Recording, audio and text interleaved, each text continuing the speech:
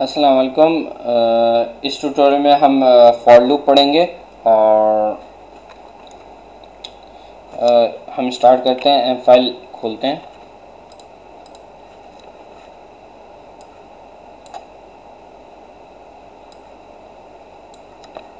सही, और for loop पढ़ेंगे। लूप क्या होता है पहले तो ये समझ लेते हैं कि लूप किसे कहते हैं। लूप कहते हैं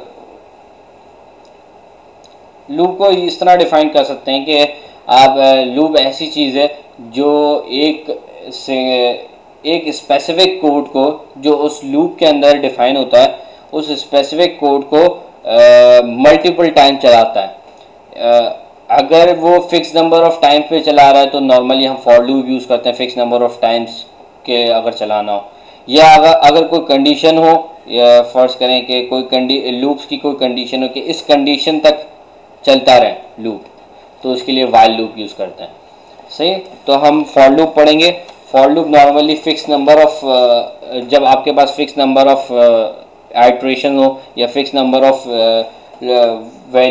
एक वैल्यू हो कि इतनी मरतबा आपने लूप चलाना है तो फॉर लूप यूज़ करते हैं नॉर्मली। फॉर लूप मैट्रिक्स वगैरह को मैट्रिक्स वगैरह के एलिमेंट्स को एक्सट्रैक्ट करने के लिए भी यूज़ कर सकते हैं डायनेमिकली। अगर आपको एक्सट्रैक्ट करना हो मैट्रिक्स की, एरे की या वेक्टर की वैल्यू।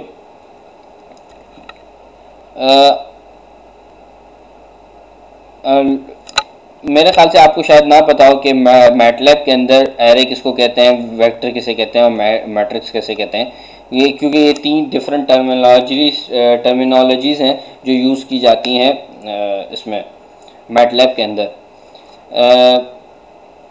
फर्स्ट मैं आपको बताता हूँ एरे क्या चीज़ होती है।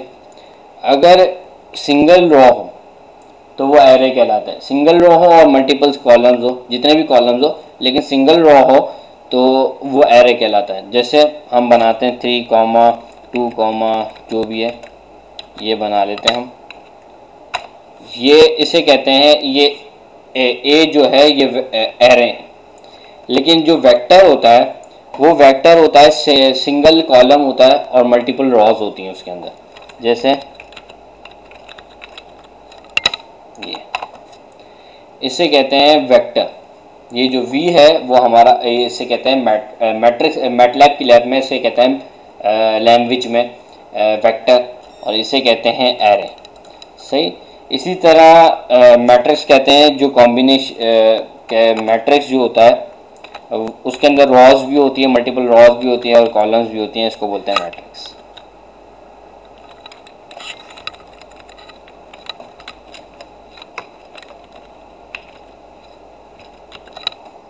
नहीं, तो ये है मैट्रिक्स। तो ये डिफरेंस है एरे, वेक्टर और मैट्रिक्स में। सही ना। तो नॉर्मली हम ना फॉर लूप यूज़ करते हैं कि आपको जब वैल्यू एक्सट्रैक्ट करानी हो डायनेमिकली या वैल्यू असाइन करानी हो डायनेमिकली, एक वेक्टर फॉर्म करना हो या एक एरे फॉर्म करना हो या एक मैट्रिक्स फॉर्म करना हो। सही, तो हम शुरू करते हैं फॉर लूप को। और फॉर लूप का पहले सिंटैक्स देते हैं। फॉर लूप का जो बेसिक सिंटैक्स है वो ये है कि फॉर फिर वेरिएबल नेम, सही, इक्वल्स टू स्टार्ट पॉइंट,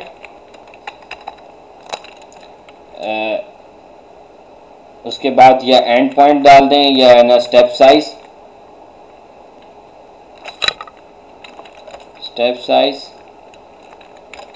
और उसके बाद एंड पॉइंट। सही ना। तो ये उसके बाद ये एंड, और इसके बीच में स्टेटमेंट्स आती हैं। सही, तो ये बेसिक सिंटैक्स है फॉर लूप का।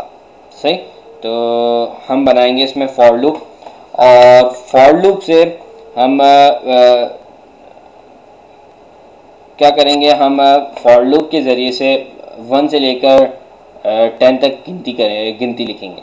सही ना, काउंटिंग करेंगे 1 से लेकर 10 तक। तो स्टार्ट करते हैं। फॉर वेरिएबल नेम मैं आई सपोज कर लेता हूँ, I equals to 1 to 10। Step size मेरे को देने की ज़रूरत नहीं है क्योंकि स्टेप साइज 1 रखनी है मैंने बाय डिफ़ॉल्ट। डिस्प्ले आई, आई को मैं डिस्प्ले कराऊंगा और इसके बाद एंड कर दूँ। तो ये बेसिकली करेगा क्या, ये फॉर लूप ये आई को 1 से लेकर 10 तक चलाएगा और 1 से लेकर 10 तक नंबर डिस्प्ले करेगा। मैं इसे रन करता हूँ।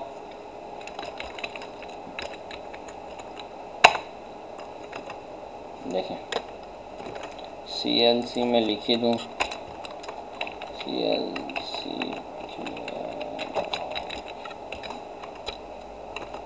देखें 1 से लेकर इसने 10 तक नंबर डिस्प्ले करा दिए, 1 2 3 4 5 6 7 8 9 10। सही। तो फॉर लूप क्या हुआ, बेसिकली क्या हुआ, उसने यहाँ पर आया फॉर लूप, पहले इसने i = 1 हुआ, फिर इसने ना डिस्प्ले किया i को, वो 1 हो गया, फिर ये दोबारा ऊपर गया और i अब 1 + 1 हुआ, स्टेप साइज 1 है तो 1 + 1 हुआ और ये हो गया i 2 हो गया, i की वैल्यू 2 हो गई और इसने डिस्प्ले कराया i को तो 2 हो गया वो, और फिर दोबारा ऊपर गया, इस तरह i की वैल्यू 2 + 1 यानी स्टेप साइज क्योंकि 1 है तो 2 + 1 3 और फिर डिस्प्ले कराया 3 और फिर है ना ऊपर गया इस तरह 4 5 6 7 8 9 10। सही। ये तो फॉर लूप हो गया। फॉर लूप का आपने बेसिक फंक्शन देख लिया कि आपने लूप किस तरह करते हैं, कि फॉर लूप क्या करता है कि एक ही लूप को एक ही कोड को मल्टीपल टाइम्स चला सकता है, फिक्स नंबर ऑफ टाइम्स तक चलाता है। सही ना। आपने 1 से लेकर 10 तक गिनती कर ली, काउंटिंग कर ली, अब आपको उल्टा करना है, उल्टी काउंटिंग करनी है। तो फॉर i = इनिशियली हमारा 10 होगा, हमें स्टेप साइज देना पड़ेगा -1, यानी जब 10 आए तो ना फर्ज करें i की वैल्यू शुरू में 10 है तो जब दूसरी मरतबा ना लूप चल कर आए वो 10 - 1 हो। सही है ना। 10 + -1, 10 + -1 का मतलब क्या, 9 हो जाएगा, वैल्यू 9 हो जाएगी और है ना फिर है ना लूप चलेगा और फिर इस तरह 8 7 6 5 टिल जब तक एंड पॉइंट इसका 1 नहीं आ जाए। सही। और अब डिस्प्ले कराते हैं, डिस्प्ले i और एंड, इसके बीच में एक एम्प्टी डिस्प्ले डाल देता हूँ ताकि डिफरेंशिएट कर सकें आप। सही। और मैं इसे रन करता हूँ। 1 2 3 4 5 6 7 8 9 10 10 9 8 7 6 5 4 3 2 1। सही। तो इसने -1 करता गया और ये फॉर लूप चल गया। अच्छा, फॉर लूप के अंदर एक और इम्पॉर्टेंट चीज़ होती है जिसे यानी फॉर लूप के कह सकते हैं कि फॉर लूप की एक और टाइप है या special type of the for loop है, या स्पेशल तरीके से जब फॉर लूप को यूज़ करते हैं, for loop with in the for loop करते हैं, यानी फॉर लूप के अंदर फॉर लूप डालते हैं एक और, तो उससे कहते हैं नेस्टेड फॉर लूप। सही।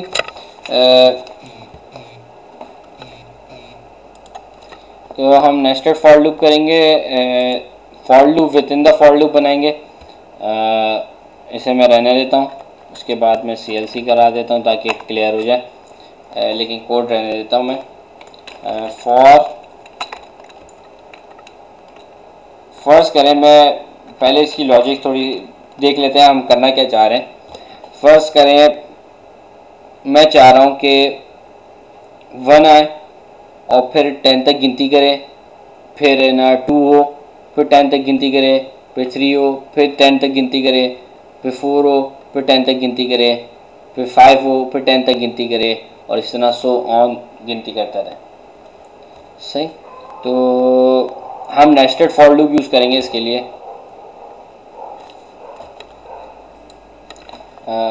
एक मिनट हम यही रुकते हैं और नेस्टेड फॉर लूप से पहले मेरे अभी जहन में एक एग्जांपल आई जो सर ने भी कराई थी और मैं उसको ज़रूरी समझ रहा हूँ करने के लिए, फॉर लूप बेहतर समझ में आएगा, उससे फॉर लूप बहुत ज़्यादा अच्छा तरीके से समझ सकते हैं आप। वो एग्जांपल के टेबल आप बनाएं, जो मैथमेटिकल टेबल होता है वो हम फॉर लूप के ज़रिए से क्रिएट कर सकते हैं और ऐसा क्रिएट करेंगे जो यूनिवर्सल होगा, यानी आप कोई सा भी किसी भी नंबर का टेबल बना सकते हैं और किसी भी वैल्यू तक बना सकते हैं। तो हम इस तरह का टेबल बनाएंगे पहले लिखेंगे, पहले हम इससे यूज़र से इंपुट ले लेते हैं।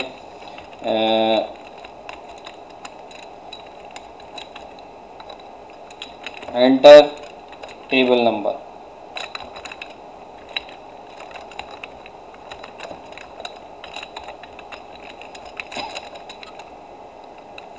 पहले यूज़र से हमने टेबल नंबर ले लिया कि किस नंबर का टेबल उसको चाहिए, और उसके बाद हमें इंपुट लेंगे उससे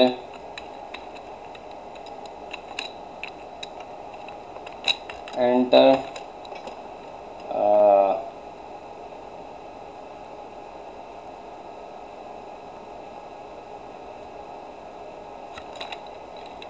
टेबल एंड पॉइंट, यानी कहाँ तक चले टेबल, वो हम ले लेते हैं यूज़र से इंपुट। ठीक है, दो हमने इंपुट ले लिए यूज़र से, एक ए और एक बी। ए टेबल वो टेबल नंबर है जिसको उसको चाहिए, फर्ज करें उसको 2 का टेबल चाहिए तो 2 का टेबल लेगा। और जो दूसरा इंपुट है एंटर टेबल एंड पॉइंट, तो वो बताएगा कि आपको वो टेबल, यानी अगर 2 का टेबल चाहिए तो आपको 2 का टेबल कहाँ तक चाहिए, आपको 2 का टेबल 50 तक चाहिए, 2 का टेबल 100 तक चाहिए, 2 का टेबल 1000 तक चाहिए, या 2 का टेबल 10 तक चाहिए। तो हमने ये दो इंपुट ले लिए। अब मैं इसे फॉर लूप में डाल रहा हूँ और इसे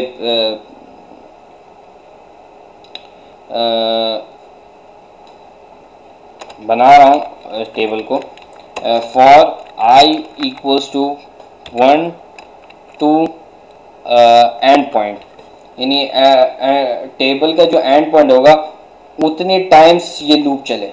सही ना, मैं ये चाह रहा हूँ उतने टाइम्स चले, 1 से लेकर कब तक चले, एंड पॉइंट तक, जब तक, यानी अगर इसने एंड पॉइंट 10 दिया तो ये 1 से लेकर 10 तक चले। अगर एंड पॉइंट इसने 20 दिया तो 1 से लेकर 20 तक, यानी 20 टाइम्स फॉर लूप चले।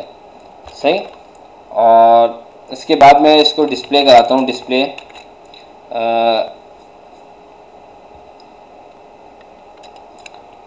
इसको इस तरह लिखेंगे, 2 इंटू 1 इक्वल्स टू 2 1 ज़ा, फर्स्ट करें 2 का टेबल है तो 2 1 ज़ा 2 इंटू 1 इक्वल्स टू 2, इस तरह हम लिखेंगे। तो मैं बता रहा हूँ, फॉर जो पहला हमारा होगा वो हम नंबर num2 str करते हैं और a प्रिंट करते हैं। सही ना, डिस्प्ले कराते हैं। उसके बाद हम डिस्प्ले कराते हैं इनटू का साइन, और फिर हम डिस्प्ले कराते हैं हमारा आइट्रेशन जो नंबर चल रहा है कि 2 1 आए या 2 2 आए या 2 3 आए, जो आइट्रेशन चल रहा है, आइट्रेशन वैल्यू बी नहीं, आइट्रेशन वैल्यू होगी।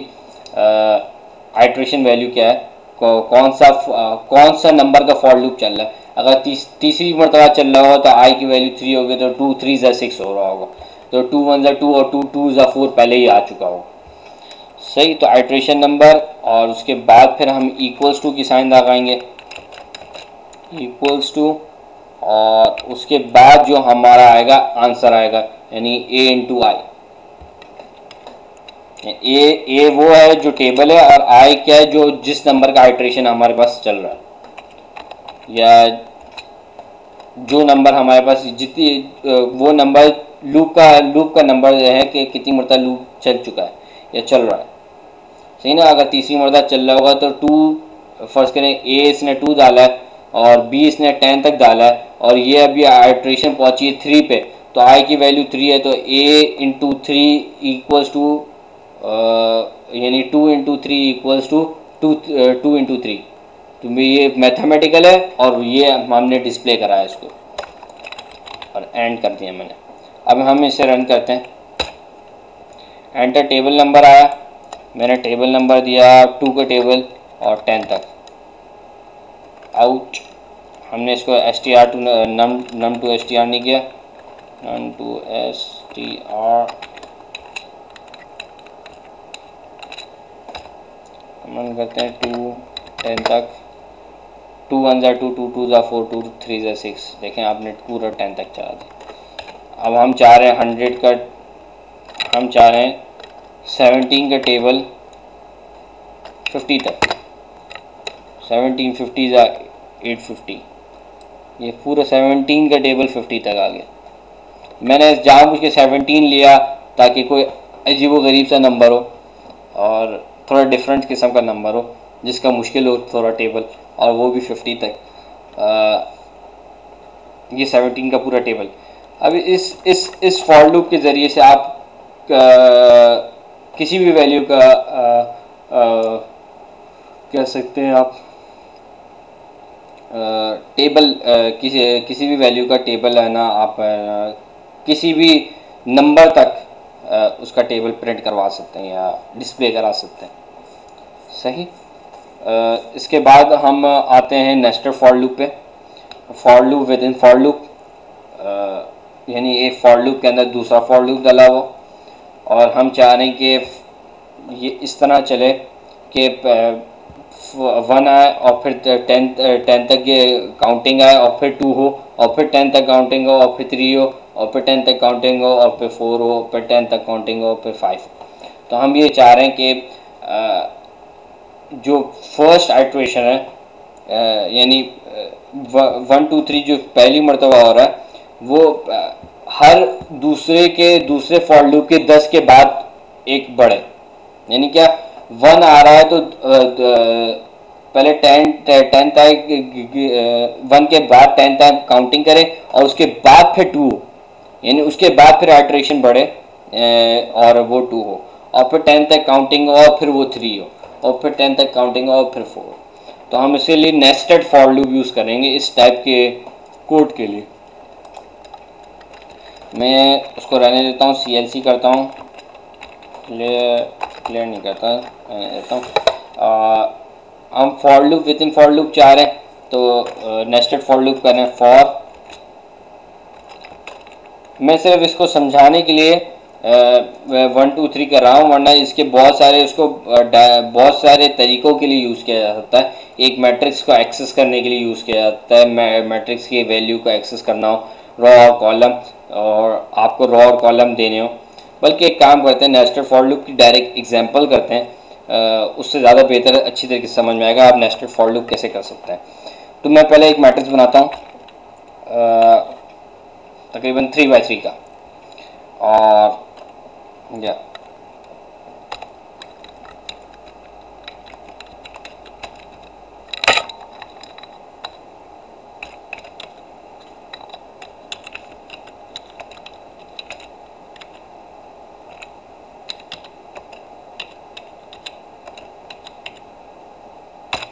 ये एक 3 by 3 का मैंने मैट्रिक्स बना दिया। सही, ए मैट्रिक्स, और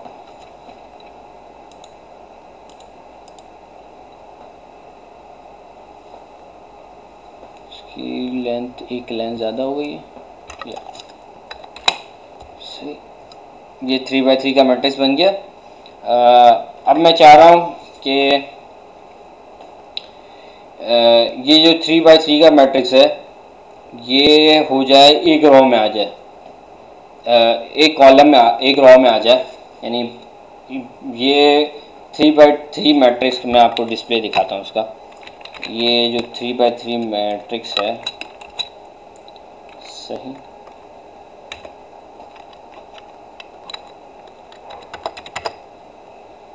सही, ये जो 3 by 3 मैट्रिक्स है 1 5 3, ये जो इस तरह दिख रहा है रॉज और कॉलम्स में बटा हुआ है, वो एक ही रो में आ जाए।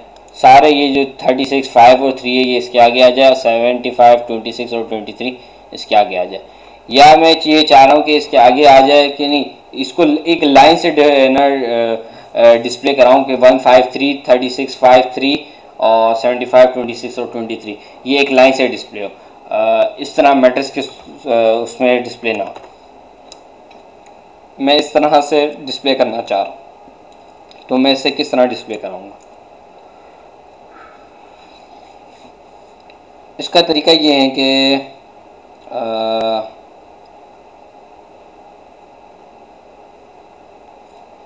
मैं एक फॉर लूप यूज़ कर रहा हूँ। सही, फॉर i इक्वल्स टू, पहले मैं इसकी साइज़ ले लेता हूँ, थोड़ा डायनामिक बना रहा हूँ ताकि एक जितना भी चेंज कर लो वो कोड आप ए मैट्रिक्स के अंदर 3x3 का बनाओ या 10x10 का बनाओ, ये कोड आपकी उसके लिए वैलिड है। इसको थोड़ा डायनेमिक बना रहा हूँ, साइज ए, सही है ना। ये हमने रोज़ और कॉलम्स ले लिया है ना, रोज़ कितने और कॉलम्स कितने। फिर for i is equals to 1 2, अब सारे कॉलम्स एक रॉ, फर्स्ट रॉ के सारे क्या कहते हैं अपना, या आर, सही है ना। तो फर्स्ट रॉ के सारे कॉलम लेंगे, फिर सेकंड रॉ के सारे कॉलम्स लेंगे और फिर थर्ड रॉ के सारे कॉलम्स लेंगे, सही। तो मैंने ये कर दिया I is equals to 1 to r, यानी आर की वैल्यू अगर 3 यहाँ पर 3 है तो 1 से लेकर 3 तक चलेगा, सही।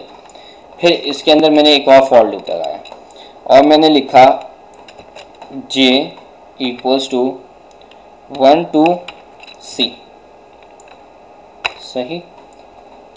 अब मैं वो वेरिएबल एक्सेस करना चाह रहा हूँ जो वेरिएबल है, यानी वेरिएबल की वैल्यू, एक वैल्यू एक्सेस करना चाह रहा हूँ जो फर्स्ट रॉ के अंदर सारे कॉलम्स की है, यानी मैं मैट्रिक्स के अंदर की वैल्यू को एक्सेस करने जा रहा हूँ अभी। अब मैं इसकी वैल्यू को एक्सेस करने जा रहा हूँ, matrix A I comma J, sorry round brackets I comma J, सही। और मैं इसको डिस्प्ले कराऊंगा,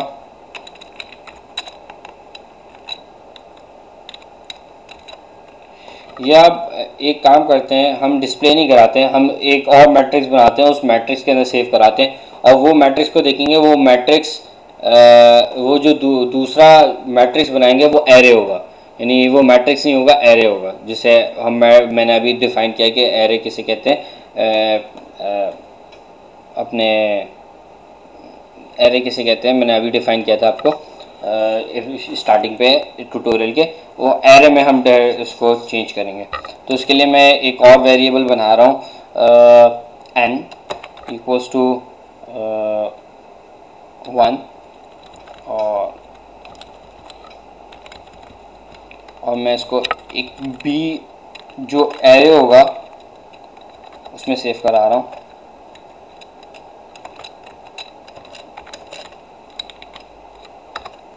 सही। और उसके बाद में n के अंदर increment n equals to n plus 1 end n, और आखिर में जाके डिस्प्ले b। अब आप b देखेंगे, जो a वेक्टर a जो मैट्रिक्स था, अब जब वो b बन के इस फॉर लूप के बाद b बन के जो निकलेगा वो ना वही मैट्रिक्स होगा, लेकिन वो अब मैट्रिक्स नहीं रहेगा, अब एरे बन जाएगा, यानी वो एक ही रो में सारे नंबर्स आ जाएंगे। जो मैट्रिक्स 3x3 का था अब वो 1/9 का हो जाएगा, या आप कह लें कि वो एरे में तब्दील हो जाएगा, या एक सिंगल रो होगी उसकी और बाकी सारे नंबर्स कॉलम्स में आ जाएंगे, सही। इसे रन करते हैं।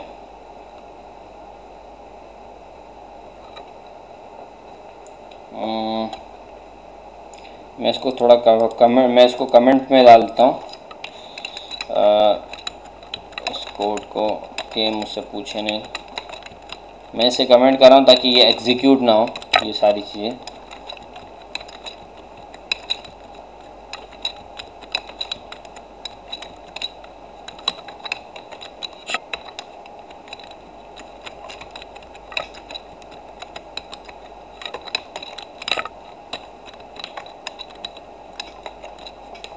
सही, और अब मैं इसे रन कर रहा हूँ, देखें और सी के आगे मैंने ये सेमीकोलन लगा था। अब देखें ये हमारा मैट्रिक्स था 1 5 3 36 5 3 75 26 23। अब ये इसने पूरे उसमें एक रो के अंदर कन्वर्ट कर दिया 1 5 3 36 5 3 75 26 एंड 23। जो 3x3 का था अब वो कन्वर्ट हो गया एक एरे के अंदर, 3x3 मैट्रिक्स जो था। इसको इस तरह समझें कि पहले, अब मैं आपको एक्सप्लेन करता हूँ कि हो क्या रहा है यहाँ पर। पहले फॉर लूप चला, ये आई हुआ, आई इक्वल्स टू 1 हुआ, सही ना। अब 1 को 3/3 है तो यहाँ पर आर और सी की वैल्यू 3 है, सही। तो आई इक्वल्स टू 1 हुआ पहले यहाँ पर, फिर ये इस फॉर लूप के अंदर आया और मैं आपको इसको इस तरह दिखाऊं नोट पैड पे। पहले i इक्वल्स टू 1 हुआ, सही, और फिर इधर आया, इस स्टेप पे आया, और इस स्टेप पे आके j इक्वल्स टू 1 हो गया, सही है। अब इसने b के जो n था, b वेक्टर b n जो था, n हमारा हमने इनिशियली 1 सेट किया था, ये n की वैल्यू डाल दी, इक्वल्स टू हुआ a वेक्टर a 1,1, सही। फिर i की वैल्यू वही सेम रही, n की वैल्यू 2 हो गई, 1 थी, अब n की वैल्यू 2 हो गई। यहाँ पर n की वैल्यू 1 थी, अब n की वैल्यू 2 हो गई इधर, अब n की वैल्यू इक्वल्स टू 2 हो गई, सही। अब इसके बाद क्या हुआ, ये यहाँ पर आया, दोबारा ये वाला फॉर लूप चला और इसने देखा कि j कंप्लीट नहीं हुआ है, यानी आइट्रेशन फॉर लूप की, इस अंदर वाले फॉर लूप की आइट्रेशन बची हुई है और j कंप्लीट नहीं हुआ। तो इसने j की वैल्यू को इंक्रीमेंट किया, क्योंकि यहाँ पर c की वैल्यू 3 है तो ये 3 तक चलेगा। अब j इक्वल्स टू 2 हुआ, अब जब j इक्वल्स टू 2 हुआ तो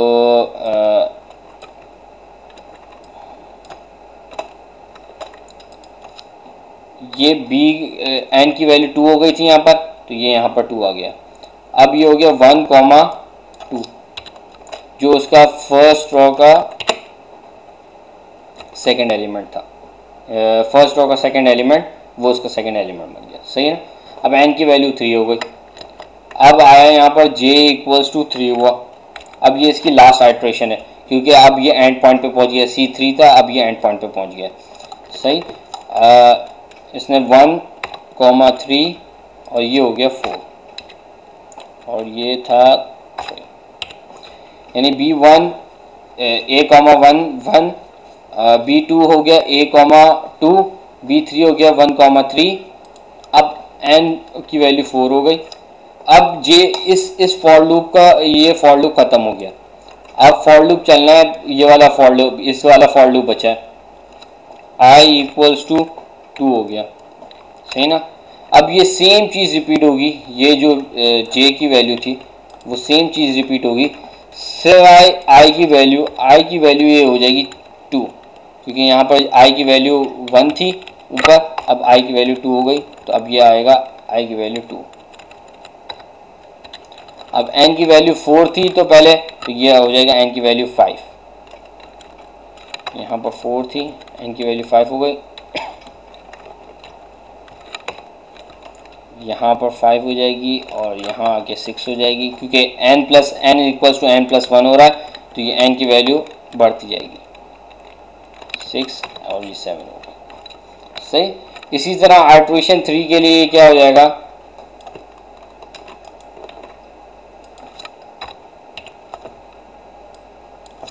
सेवन 8 3 8 9 3 9 और ये अब n की वैल्यू का कोई मकसद नहीं है हमारा। अब जो 3/3 का मैट्रिक्स था, अब वो जब b के अंदर ऐड होता गया तो वो एक सिंगल रो, यानी ये कॉलम नंबर्स हैं, यानी b का column number 1, column number 2, column number 3, column number 4, column number 5, column number 6, 7, 8 and 9, ये इसने सारे कॉलम्स बना दिए, और जो इसके रॉज और कॉलम्स में थे उसको सारा इस बी वेक्टर के अंदर जब आया वो उसने कॉलम बना दिए। तो इस तरह हम यूज़ कर सकते हैं फॉर लूप। इसने पहले ये अंदर वाला फॉर लूप ख़त्म होगा, पहले ये वाला फॉर लूप की फर्स्ट आइट्रेशन होगी, फर्स्ट आइट्रेशन उस वक्त खत्म होगी कि जब ये अंदर वाला फॉर लूप की सारी आइट्रेशन खत्म होगी, ये अंदर वाले फॉर लूप की सारी आइट्रेशन खत्म होगी। उसके बाद इसकी सेकंड फॉर लूप की सेकंड है ना आइट्रेशन चली, और उस सेकंड आइट्रेशन में भी ये पूरा अपनी आइट्रेशन ये फॉर लूप खत्म करेगा। उसके बाद थर्ड आइट्रेशन इसके लास्ट आइट्रेशन पे जाएगा, और फिर उसके बाद ये अपनी सारी आइट्रेशन खत्म करेगा, और इस तरह चलता रहेगा जब तक इस फॉर लूप की भी आइट्रेशन खत्म ना हो जाए। जब इस फॉर लूप की आइट्रेशन खत्म होगी तो ये एंड खत्म हो गया और डिस्प्ले कर दिया इसने बी। तो ये था फॉर लूप और nested for loop. Nested for loop इस टाइप की चीज़ों पे बहुत काम आता है जब आपके मैट्रिक्स 3 है ना 2 डायमेंशनल यानी 3x3 इसकी दोनों डायमेंशनल की कोई ना कोई वैल्यू हो, सिंगल डायमेंशनल ना हो, यानी थोड़ा 2x2 हो, 3x3 हो और सो ऑन, इस टाइप का कोई मैट्रिक्स हो। तो इस टाइप के मैट्रिक्स को जब हमें वैल्यू एक्सट्रैक्ट करानी होती है तो हम डबल फॉर लूप यूज़ करते हैं,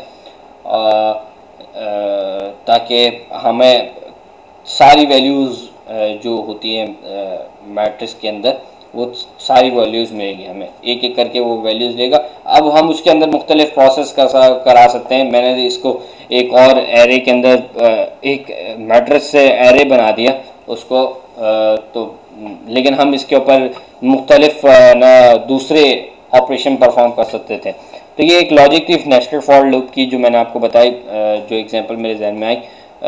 आप नेस्टेड फॉर लूप की बहुत सारी एग्जांपल है, जैसे आप क्लॉक है, क्लॉक नेस्टेड फॉर लूप की एग्जांपल है कि पहले सेकंड अपनी आइट्रेशन ख़त्म करता है जो सबसे अंदर वाला फॉर लूप होगा, फिर उसके बाहर है ना मिनट का होगा तो मिनट अपनी आइट्रेशन ख़त्म करता है, उसके बाद आवर्स का होगा, उसके बाद अगर डे का काउंटर बनाएंगे तो डे का होगा, फिर उसके बाद वीक्स का होगा, और उसके बाद मंथ्स का होगा, और उसके बाद ईयर्स का होगा। तो ये फॉर लूप्स इस तरह के बनते हैं। आपका कैलेंडर पूरा फॉर लूप पे काम करता है, आपकी क्लॉक पूरे फॉर लूप पे काम करती है, यानी नेस्टेड फॉर लूप पे काम करती है। सबसे अंदर वाला लूप जो होता है फॉर लूप होता है वो सेकंड का होगा, उसके बाहर मिनट का, ये सबसे अंदर वाला फॉर लूप है। तो सबसे अंदर वाला फॉर लूप सेकंड का होगा जो हर दफ़ा चलता है, सही है ना, और उसके बाहर वाला मिनट का होगा, उसके बाहर वाला आवर का होगा, उसके बाहर वाला अब डेज में होगा, उसके बाहर वाला वीक्स होगा, उसके बाहर वाला आपका मंथ्स होगा, और उसके बाहर वाला आपका अपना ईयर्स का होगा। तो नेस्टेड फॉर लूप की बहुत सारी एग्जांपल है और इसको मुख्तलिफ तरीके से यूज़ किया जाता है। हम यहीं पर ही एंड करते हैं फॉर लूप पर ट्यूटोरियल। कोई क्यूरी हो, कोई मसला हो तो आप मुझे मेल कर सकते हैं mehdi_abbas_saleh@yahoo.com, या मैं अवेलेबल हूँ फेसबुक में। आप मेरे को फेसबुक पे मेरे से फेसबुक से ना बात कर सकते हैं। बस अब ट्यूटोरियल को यहीं एंड करते हैं। अल्लाह हाफिज़।